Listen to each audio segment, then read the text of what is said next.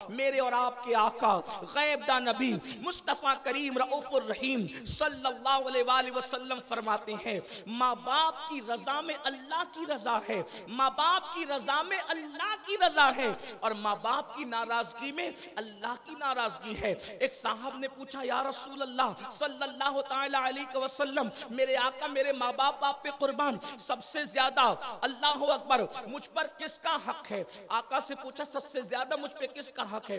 आका ने फरमाया तेरी माँ का। फिर पूछा किसका हक है? फिर फरमाया तेरी माँ का। फिर पूछा किसका हक है? फिर फरमाया तेरी माँ का। आका उसके बाद किसका हक है? फरमाया तेरे बाप का।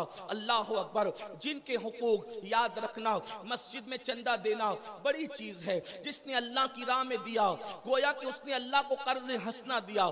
आज इंसान अपनी हैसियत के मुताबिक देगा, कल अल्लाह उसको अपनी शान के मुताबिक अता करेगा। लेकिन एक बात आपसे कहना चाहता हूँ, मस्जिद में चंदा देने से ज्यादा, मदरसे बनाने से ज्यादा, अल्लाह अकबर ज़कात खैरात से ज्यादा, सबसे ज्यादा अगर सवाब इंसान को कहीं पैसा खर्चा करने पे मिलता है तो अपने माँ बाप पे पैसा खर्चा करने पे मिलता है। लेकिन आज आप देखें नौजवान लड़कों का हाल क्या है।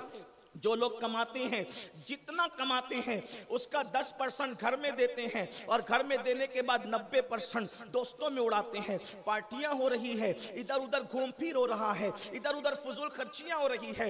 याद रखो, अपने माँ बाप पे खर्च करने में जितना मिलेगा उतना कहीं खर्च करने में नहीं मिलेगा। हमारे माल के सबसे ज्यादा हकदार अगर कोई है तो वो हमारे माँ बाप हैं। लेकिन अफसोस है, आज लोग माँ बाप से पैसा छुपाते हैं, आज लोग माँ बाप से प्रॉपर्टी छुपाते हैं, आज लोग माँ बाप से जायदाद छुपाते हैं। कितने अफसोस की बात है, वो माँ बाप जिन्होंने अपनी पूरी पूंजी लगाई हमारे पीछे, वो माँ बाप जिन्होंने अपना पूरा शबाब कुर्बान किया हमारे पीछे, वो माँ बाप अल्लाह अकबर जिन्होंने सब कुछ दांव पर लगा दिया हमारे लिए, आज उन्हीं माँ बाप से अल्लाह अकबर उनकी खिदमत से जी चुराते हैं। किसी मुफक्किर ने बड़ी खूबसूरत बात कही थी कि जब लोग छोटे छोटे होते हैं, छोटे छोटे बच्चे होते हैं, यानी जब छोटे छोटे बच्चे होते हैं लोग तो कहते हैं मेरी अम्मी मेरे अब्बा, यानी घर के अंदर अगर माँ बाप बैठे हो हर बच्चा कहता है मेरी माँ मेरी माँ मेरी माँ, मेरा बाप मेरा बाप। बिस्तर पे सोना हो तो मेरी माँ, खेलना हो तो मेरी माँ, खाना हो तो मेरी माँ, कुछ लेना हो तो मेरी माँ।